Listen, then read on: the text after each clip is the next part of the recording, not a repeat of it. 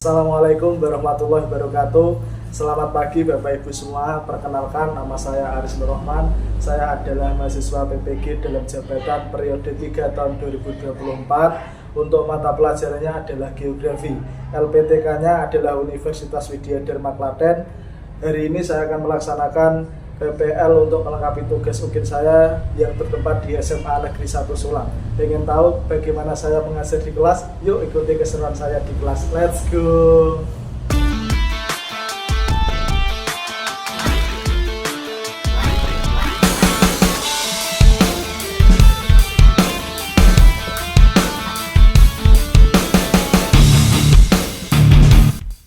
Baik anak-anak, sebelum Pak Aris mulai pelajaran, marilah kita berdoa terlebih dahulu. Siapa yang berani memimpin berdoa? Silakan dipimpin untuk berdoa. Duduk sabda, doa mulai. Doa selesai. Setelah kalian berdoa, pelajaran akan dilanjutkan dengan menyanyikan lagu Indonesia Raya. Silakan salah satu untuk pemimpin untuk menyanyikan lagu Indonesia Raya. Silakan Mbak.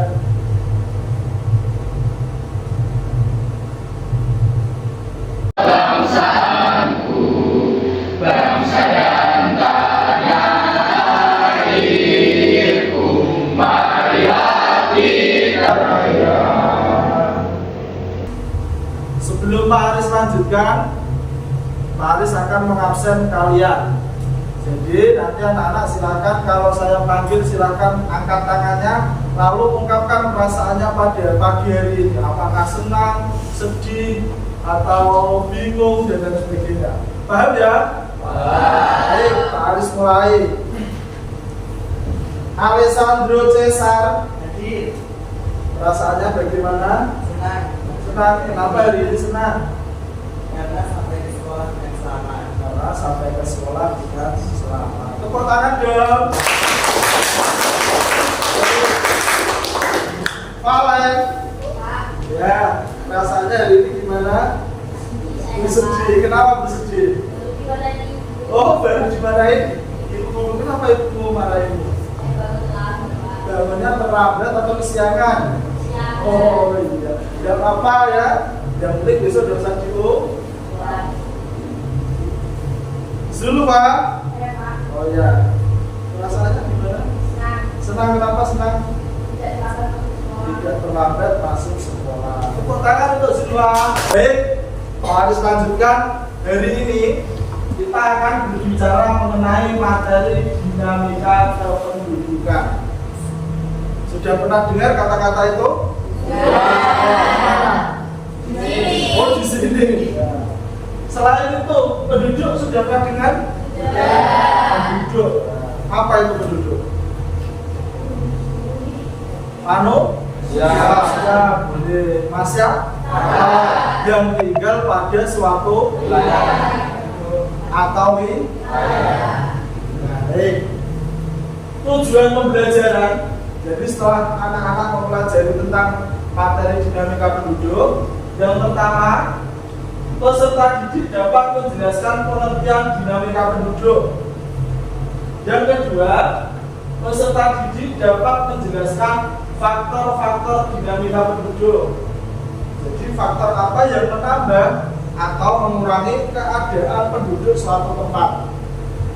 Yang ketiga, peserta didik dapat menjelaskan sumber data kependudukan. Jadi kependudukan itu datanya bisa kita ambil dari mana saja. Itu nanti yang harus kalian kuasai. Dan selanjutnya adalah peserta didik mampu menganalisis permasalahan kependudukan dan bagaimana cara mengatasinya. Permasalahan kependudukan contohnya apa? Kemiskinan. Terus selain kemiskinan? Enggak.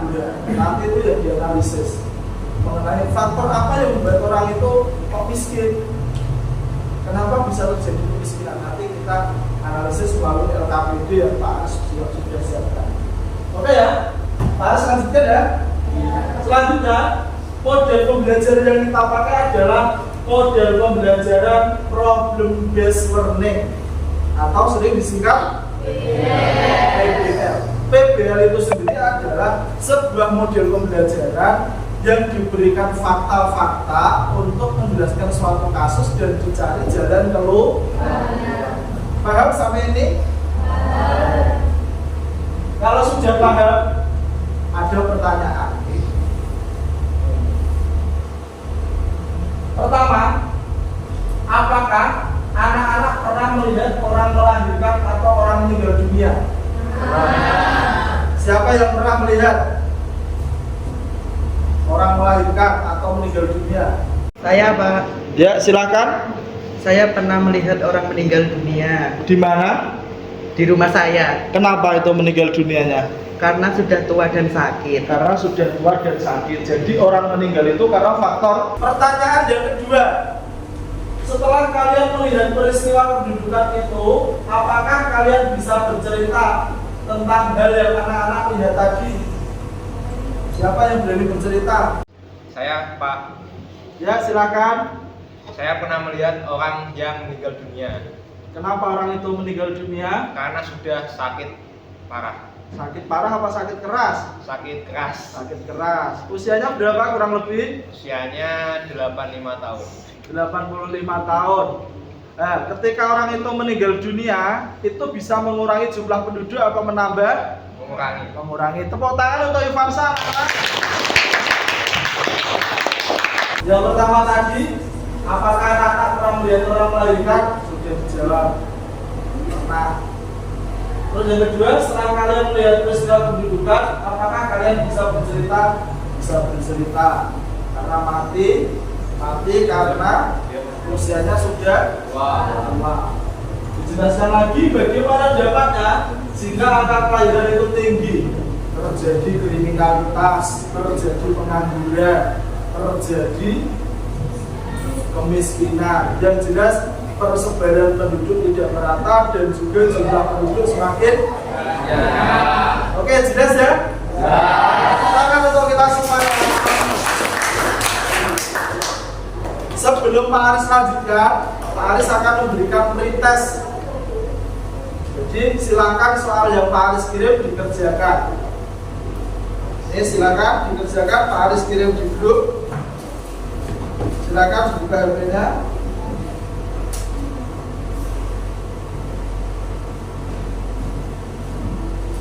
Pak Aris kirim di grup kelas ya. Silakan bisa dikerjakan.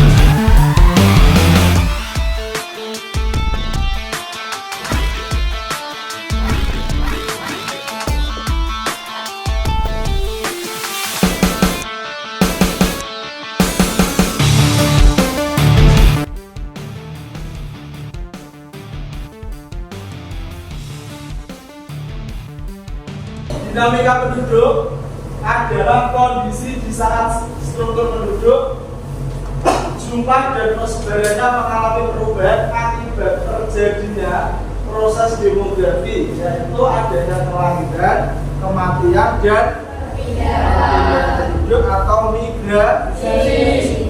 Jadi ketika dinamika penduduk itu berubah dipengaruhi oleh 3 faktor itu.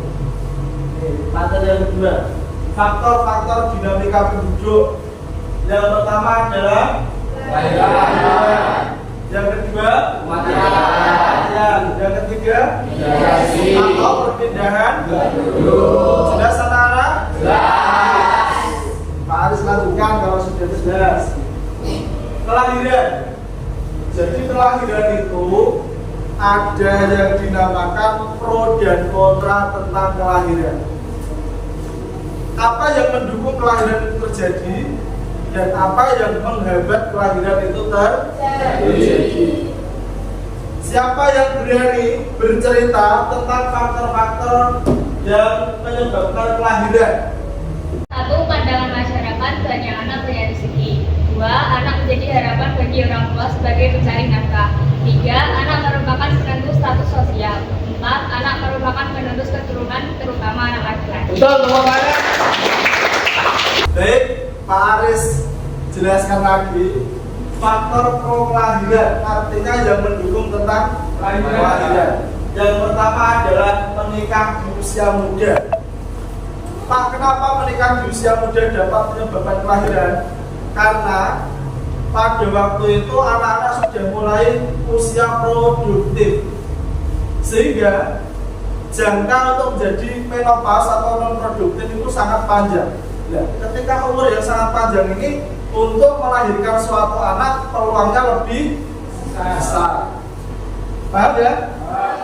Terus selanjutnya, pandangan masyarakat banyak anak banyak rezeki. Ini khususnya adalah orang Jawa. Karena kalau punya pengertian banyak anak banyak rezeki itu, ketika itu akan menambah beban hidup orang tua. Itu adalah kepercayaan orang Jawa.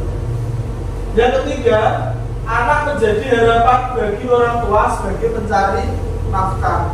Sehingga anak-anak itu kalau bisa nanti akan membantu orang tuanya untuk mencarikan uang kalau sudah bekerja. Kaitannya dengan usia produktif. Paham ya? Dan selanjutnya, anak merupakan penentu status sosial.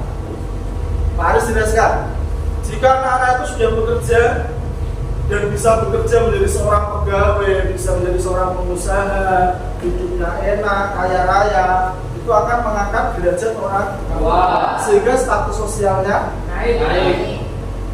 Selanjutnya, anak merupakan penerus keturunan, terutama anak laki.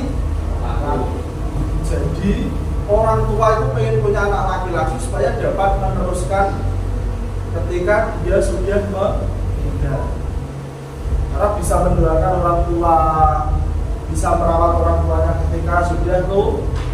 Itu adalah harapan. Kenapa sih kelahiran di Indonesia semakin jelas? Saya lanjutkan.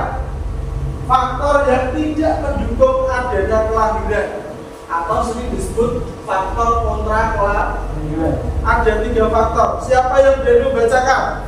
Pelaksanaan program keluarga berencana. Yang kedua, penundaan usia perkawinan dengan alasan menyelesaikan pendidikan. Yang ketiga, semakin banyak wanita karir. Ya, tepuk tangan.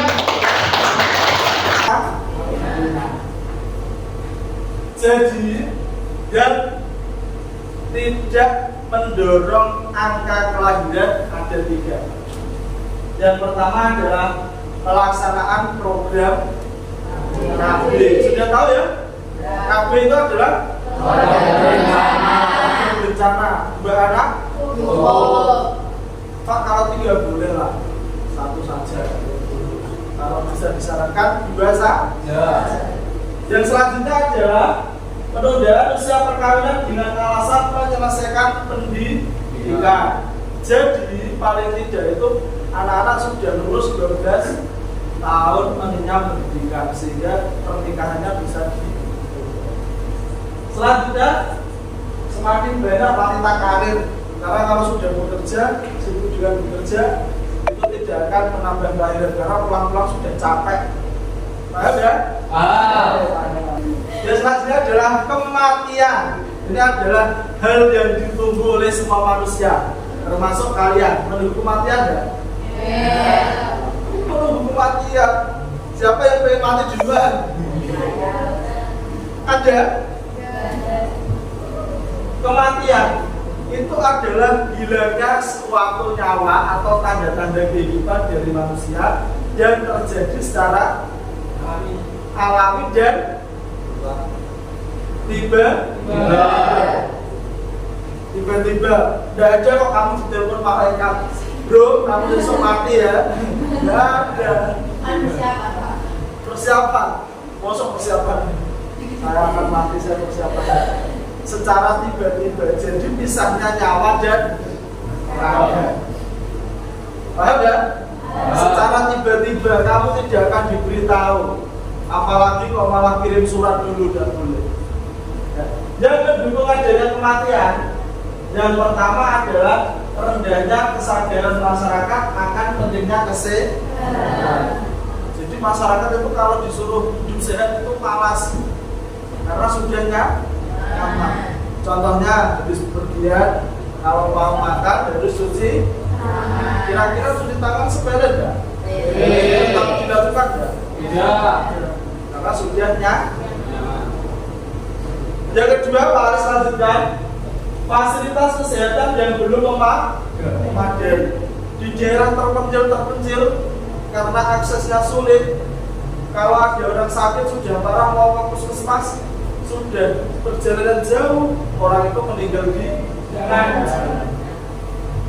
Makanya pemerintah perlu mendirikan puskesmas pembantu di daerah pelosok. Paham? Selanjutnya, keadaan gizi penduduk yang rendah. Anak-anak sekolah itu kalau sarapan hanya sama tempe. Oh, paling tidak daging lah, paling tidak ikan lah, salmon, ya kan? Kenapa kok gizinya rendah? Ini dipengaruhi oleh pendapatan orang tua yang rendah, sehingga kesehatan akan menurun. Yang terjadi adalah gizi buruk, perutnya besar, ya enggak? Badannya kecil, kepalanya besar, gizi buruk, kakinya begitu kira-kira akan mempercepat kematian enggak? Ya. Makanya saya pesan untuk kamu makan makanan yang bergizi. 4 sehat 5 sempurna. 4 sehat 5 miliar. 4 sehat 5 sempurna. Gitu ya. Yang terakhir 5-nya apa? Susu. Apa? Susu 5 ya. Terakhir jangan diminum dulu susunya, baru makan, nanti perutnya ada 5. Gitu, paham? Dan selanjutnya, faktor kontra mortalitas, artinya yang menghambat kematian. Kematian bisa dihambat? Bisa tidak? Tadi bilangnya tiba-tiba, bisa dihambat tidak? Bisa. Ini melalui cara ini. Dan pertama, meningkatkan kesadaran penduduk akan pentingnya kesehatan, olahraga, pagi-pagi olahraga 1, 2, itu kan pagi-pagi tidur. Kira-kira jadi sehat nggak kalau tidur? Tidak. Pagi-pagi lari. Yang kedua adalah fasilitas kesehatan yang memadai. Di puskesmas ada orang asma cepat dikasih bantuan kok. Ada orang asma dikipasi tok. Pagi-pagi tidak bisa apa itu bernafas akhirnya mati. Cocok ya? Ada orang sakit jantung karena jauh dari puskesmas dipanggil ke tukang pijat, sini dipijat-pijat. Cepat mati kan? Paham ya? Oke. Yang ketiga adalah meningkatkan keadaan gizi penduduk, dikasih telur gratis, ikan gratis. Kalau susu gratis ini cocok nggak kira-kira? Susu gratis ya, bisa disimpan berhari-hari dan diminum biar tambah Kuat menghadapi kenyataan.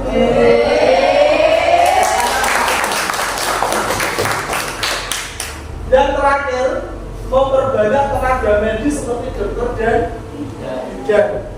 Ada orang sakit, sudah di rumah sakit, sudah 2 hari, yang keluarganya tanya, Pak, hari ini ada Pak Dokter? Tidak, Bu, Pak Dokter 3 hari lagi, Pak Dokter baru di rumah sakit Semarang. Dan yang sakit mati atau tambah hidup? Bu bidan ditanya, Bu bidan hari ini ada? Udah, Bu bidan lagi menghadiri acara nikahan. Kira-kira yang sakit mati atau tambah hidup? Makanya harus diperbanyak melalui sekolah-sekolah yang misalnya dokter dan bidan. Paham ya?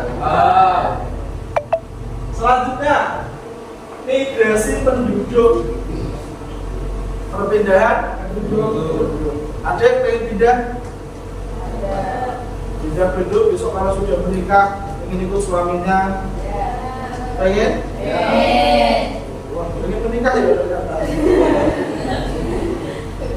Menikah itu udah enak. Saya hanya sekali kok. Udah enak. Oke ya, saya lanjutkan. Mobilitas penduduk, siapa yang berani membacakan? Saya, Pak. Silakan dibaca. Mobilitas penduduk adalah perpindahan penduduk dari suatu daerah ke daerah lain. Mobilitas penduduk ada yang bersifat non-permanen, misalnya turisme baik nasional maupun internasional, dan ada pula mobilitas penduduk permanen.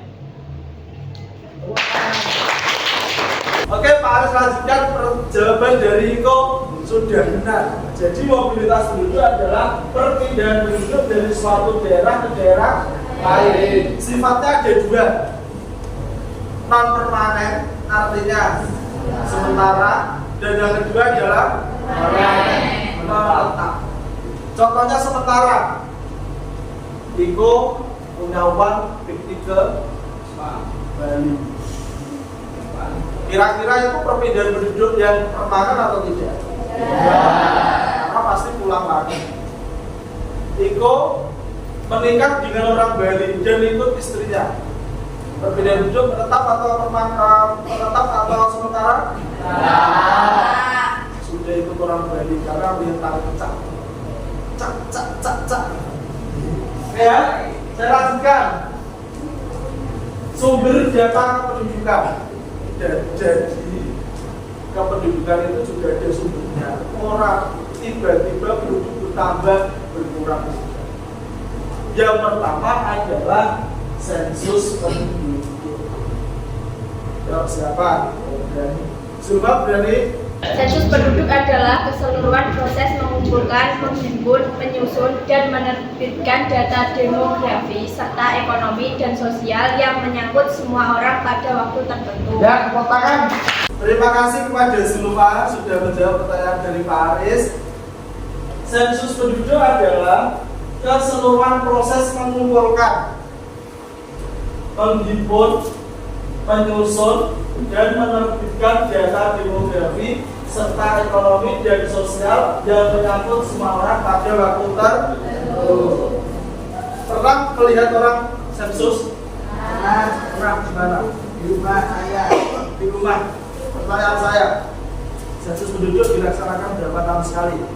5 tahun sekali. 5 tahun atau 10 tahun? 15 tahun. 10 tahun sekali. Paham ya? Jadi setelah data itu dikumpulkan, data itu diolah, data itu disebarluaskan supaya bisa dilihat seluruh masyarakat Indonesia. Yang melaksanakan sensus penduduk adalah Badan Pusat Statistik atau disebut BPS. Paham ya? Oke, harus lanjutkan. Sensus penduduk ada 2 menurut tempat tinggalnya. Yang pertama adalah de facto, yaitu cara menghitung jumlah penduduk terhadap warga yang ditemukan pada saat pencacahan berlangsung. Selanjutnya de jure, yaitu dilakukan dengan cara melakukan perhitungan terhadap warga penduduk asli dari daerah yang sedang dilakukan sensus, dibuktikan dengan KTP. Yang kedua, sumber data kependudukan yaitu survei penduduk.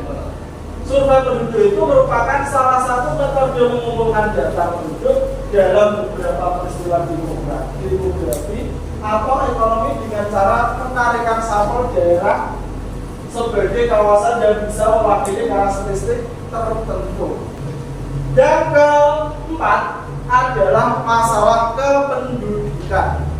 Jadi setelah kalian tadi sumber data penduduk sudah tahu, otomatis penduduk itu bisa bertambah dan bisa berkurang. Masalah kependudukan yang pertama adalah jumlah penduduk besar. Jumlahnya sangat banyak. Karena ada faktor yang menunjang kelahiran tadi. Banyak anak, banyak rezeki. Selanjutnya adalah tingginya pertumbuhan penduduk. Ketiga, persebaran penduduk tidak merata. Konsentrasi penduduk hanya di Pulau Jawa. Karena dekat dengan ibu kota.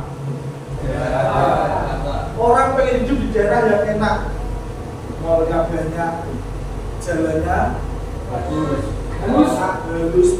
jalan, hiburannya banyak, sinyalku, HP banyak, istri cantik. Misalnya disuruh tinggal di pedalaman Papua, mau enggak? Enggak, kenapa?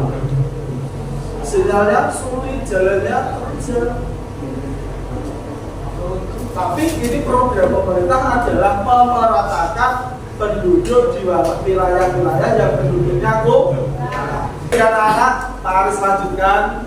Sekarang waktunya speaking. Silakan anak-anak bisa berdiri. Calonku ada 5. Ketika saya bilang ini, berarti ini yang menyanyi. Di luar kelompok ini dia. Yang ini, nah, oke ya? Paham? Oh, saya bilang cek sound, kalau bisa teriak buha. Cek sound, buha. Cek sound, buha. 1, 2, 3.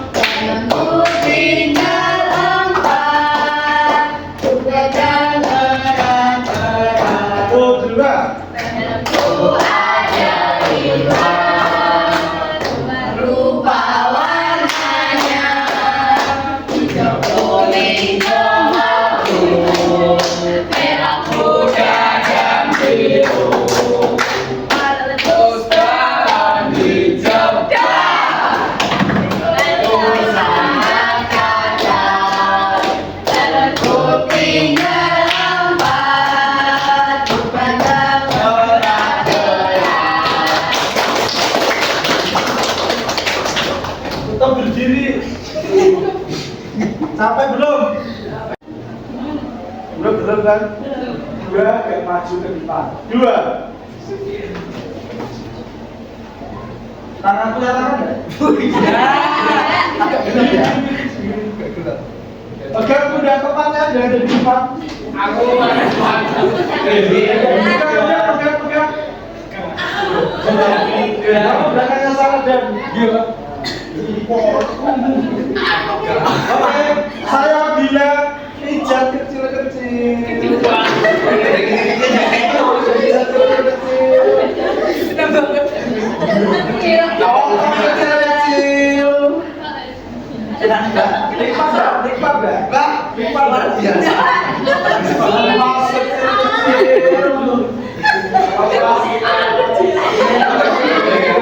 Kalau saya bilang potong besar, ini aja bilang gitu. Taruhan lagi. Kalau saya bilang potong besar, ngejek gitu ya. Saya bilang ngejek. Potong kecil-kecil. Remas kecil-kecil.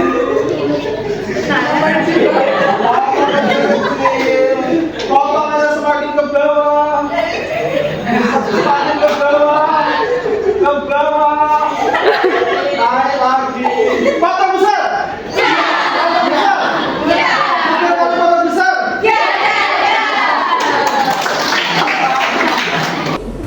Becaknya tolong belnya dinyalakan. Bunyinya orang becak kan tidak nyala. Becak belnya. Jadi satu keluarga tambah satu anak.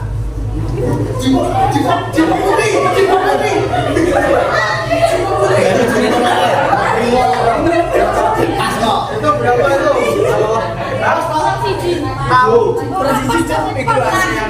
Oke, Mas ya, ini adalah kelompok kalian. Gak apa-apa, gak apa-apa. Gak apa-apa. Silakan kalian menata meja, silakan mengelompok sesuai kelompok. Jadi kalian sudah berkelompok. Pak Aris akan membagikan tugas kelompoknya. Ini saya bagi tugas kelompoknya terlebih dahulu. Ini sudah ada nama kelompoknya.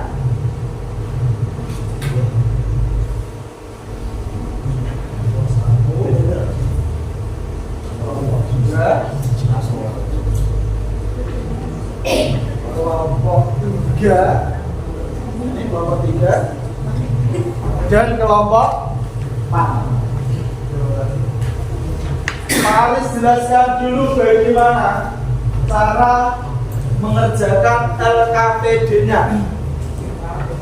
LKPD dilihat di halaman pertama, di situ sudah ada gambar tentang permasalahan kependudukan.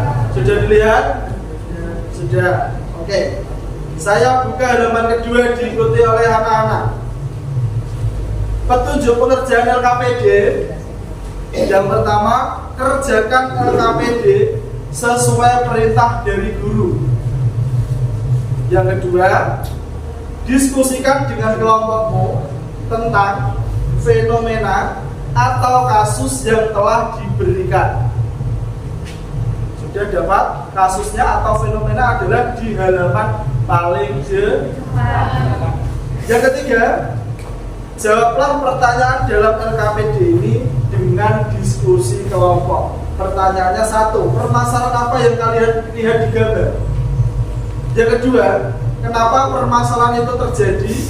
Dan yang ketiga adalah bagaimana cara mengatasi masalah tersebut. Jangan lupa kelompoknya ditulis, kelompok berapa, dan juga nama kelompoknya ditulis. Paham anak-anak? Paham? Oke. Saya hitung mundur, LKPD bisa dikerjakan dengan cara berdiskusi. Kalian ketika berdiskusi akan Pak Aris nilai keaktifan kalian dalam kelompok. Paham? Pak Aris hitung mundur. 3, 2, 1 ditandai dengan tepuk tangan secara gemuruh. Silakan dikerjakan.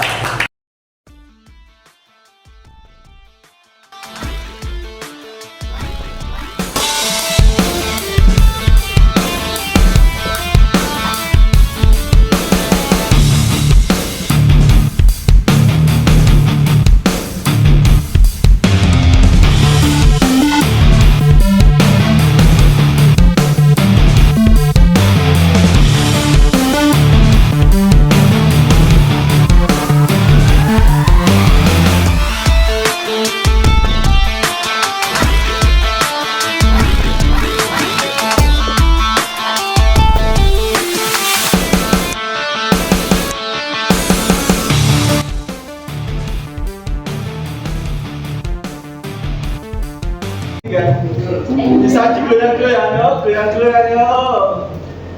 Yo, goyang-goyang. Kepalanya bisa digoyang-goyangkan lagi, biar nanti kalau presentasi fresh. Nah, oke, silakan kalian digerak-gerak dulu sembarang. Oh. Sudah? Oke, silakan duduk kembali. Siapa yang mau presentasi kelompok mana? Kelompok 1, silakan. Di sini, menghadapnya ke sini. Silakan kelompok 1 untuk presentasi. Baik, perkenalkan kami dari kelompok 1 dengan anggota saya Alessandro Cesar bersama dengan teman-teman saya. Yang pertama M. Arif Roman Hakim, yang berikutnya Sinta Putri Rahmawati, dan kemudian ada Fauzia Naila Azaida. Kelompok 1 mendapatkan masalah kependudukan kaitannya dengan pengangguran seperti pada foto ini. Pertanyaan pertama, permasalahan apa yang kalian lihat dari gambar? Kelompok kami mendiskusikan bahwa pada gambar tersebut ada orang stres karena tidak mendapat pekerjaan dan banyak pikiran. Yang berikutnya, kenapa permasalahan tersebut dapat terjadi? Berdasarkan diskusi kelompok kami mendapatkan karena peningkatan jumlah penduduk dan kurangnya lapangan pekerjaan sehingga kesempatan untuk mendapat pekerjaan semakin berkurang. Berikutnya, karena gaji yang diterima kecil dan tidak sebanding dengan biaya hidup yang semakin tinggi. Untuk soal berikutnya, yang ketiga, bagaimana cara mengatasi permasalahan tersebut? Kelompok kami mendapatkan beberapa poin. Yang pertama, meningkatkan lapangan pekerjaan sehingga kebutuhan akan pekerjaan terpenuhi. Poin kedua adalah pemerataan penduduk dari tempat padat ke tempat yang kurang penduduk agar lapangan pekerjaan merata. Yang terakhir adalah meningkatkan skill dan keahlian kerja untuk mendapatkan pekerjaan yang sesuai dengan minat dan bakat yang ada. Sekian, silakan apabila ada teman-teman ada pertanyaan. Tepuk tangan dulu sama ada yang mau bertanya? Saya Silakan. untuk kelompok 1. Masalah apa saja yang ditimbulkan oleh pengangguran? Masalah apa saja yang ditimbulkan akibat adanya pengangguran? Oke, skip dulu ya. Jawab pertanyaan yang diberikan oleh kelompok lain, kami telah mendiskusikan jawaban dari pertanyaan tersebut. Jawaban dari pertanyaan tersebut, poin pertama adalah banyaknya kejahatan yang timbul dari pengangguran, diantaranya seperti kriminalitas, pencurian, dan lain-lain. Poin berikutnya yang kami temukan adalah meningkatkan angka kemiskinan. Ya. Sudah? Oke. Terima kasih anak-anak telah melaksanakan diskusi, presentasi, dan juga melaksanakan tanya jawab. Yang selanjutnya adalah kesimpulan dari pembelajaran hari ini. Siapa yang berani menyampaikan hasil kesimpulannya? Saya, Pak. Silakan. Baik. Kesimpulan dari pembelajaran hari ini dari Pak Aris adalah yang pertama adalah faktor-faktor apa saja terkait dengan kependudukan, seperti tadi ada mortalitas, ada natalitas, kemudian ada migrasi. Kemudian faktor-faktor apa saja yang mempengaruhinya seperti pronatalitas, dan lain-lain. Kemudian tadi kami juga sudah melaksanakan kerja kelompok untuk mendiskusikan masalah-masalah yang terkait dengan kependudukan. Sekian. Tepuk tangan. Baik anak-anak, sebelum pembelajaran diakhiri, Pak Aris akan memberikan post-test terhadap kalian. Silakan, bisa kalian lihat di grup kelas.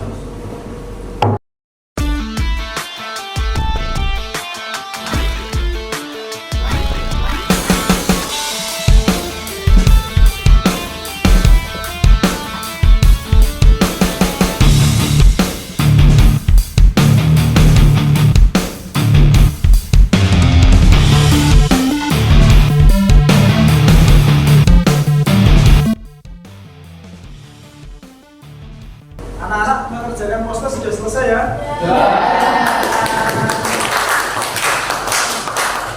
Oke, karena poster sudah dilalui, untuk berikutnya pertemuan selanjutnya silakan anak-anak mempelajari materi tentang pengertian mitigasi bencana.